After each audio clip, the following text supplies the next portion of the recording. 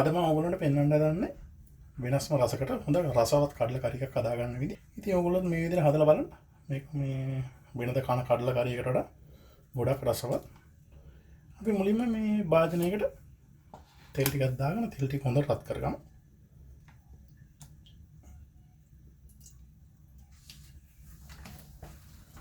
තෙල් ටික රත් වුණාට පස්සේ මම මුලින්ම එකතු කරගන්නවා අබෑට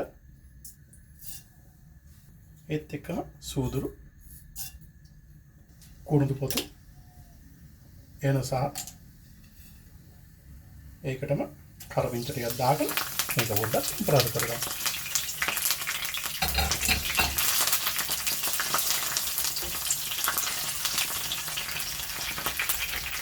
ඊට පස්සේ මම මේකට එකතු කරගන්නවා සුදු ලුණු ඒත් එක්කම ඉඳි.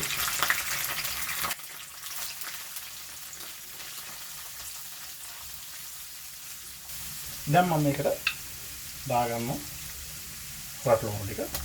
ඒකට ආමමිරිස් ටිකක් එකතු කරගන්නවා. අපි දැන් මේක හොඳට කලවම් කරගෙන අපි මේ ලුණු ටික පොඩ්ඩක් රන්වන් පාට වෙනකන් හොඳට තෙම්පරාදු කරගමු.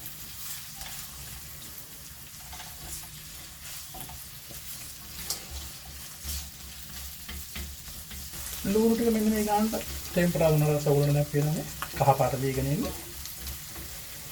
දැන් මම මේකට එකතු කරගන්නවා තක්කාලි ටික.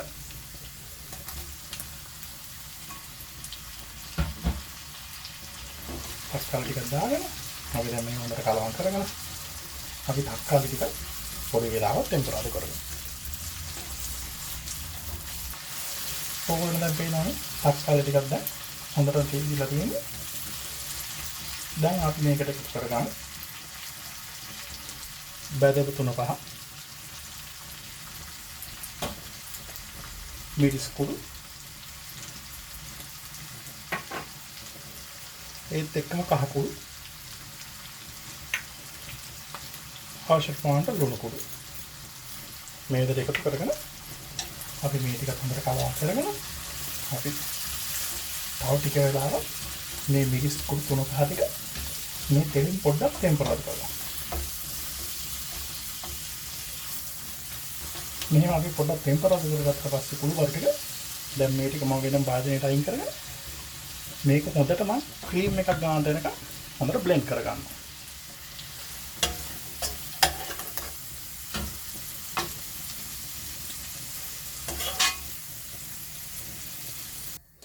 ලුණු තක්කාලි ටික බ්ලෙන්ඩ් කරගත්තට පස්සේ මම භාජනයට ආපහු මේකේ තෙල් චුට්ටක් එකතු කරගන්නවා. එකතු කරගෙන ඒ තෙල් ටික රත් කරගන්නවා. මේ තෙල් ටික රත් වුණාට පස්සේ මම මේකට දාගන්නවා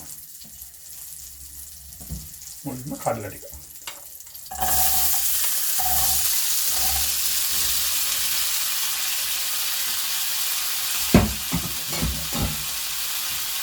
කඩල ටික දාගෙන මේ විදිහට පොඩ්ඩක් හොඳට කලවම් කරගමු මුලින්.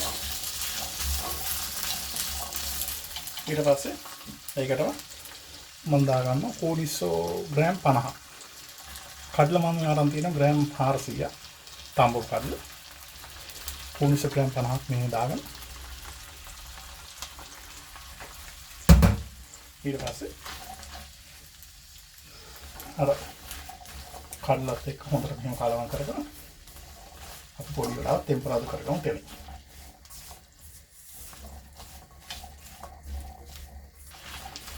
විනාඩියක් දෙකක් විතර කෝනිස් ටික බැදුනට පස්සේ දැන් මම මේකට එකතු කරගන්නවා මම අර හොඳට බ්ලෙන්ඩ් කරගත්තු ක්‍රීම් එකක් කරගත්තු අපේ ලුණු තක්කාලි ටික.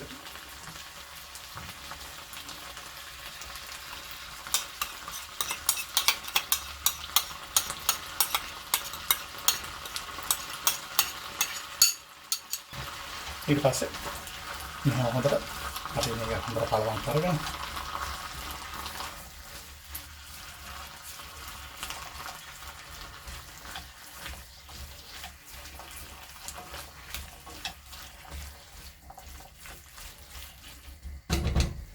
මේකට මම තව එකතු කරගන්නවා මිරිස් කුඩු 3 විතර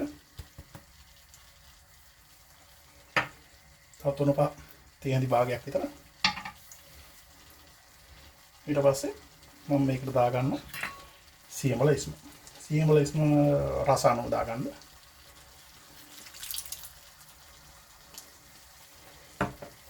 මේක දාගෙන හොඳට කලවම් කරගෙන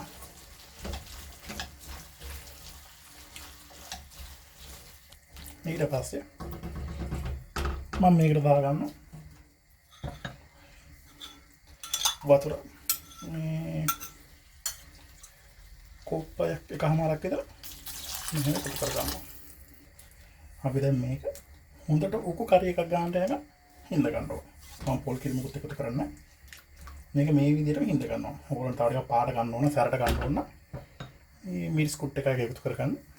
මට මේ විදිහට ගන්න ඕනේ තමයි මේ විදිහට මේ ගන්නට හදාගන්නේ.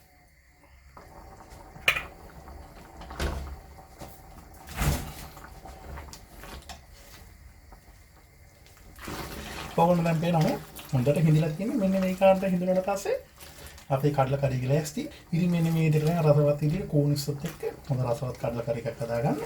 ඉතින් ඕගොල්ලෝ හදලා බලන්න. නැවත වීඩියෝ එකෙන් මම විතර ඕගොල්ලෝ හැමෝටම සුබ දවසක්.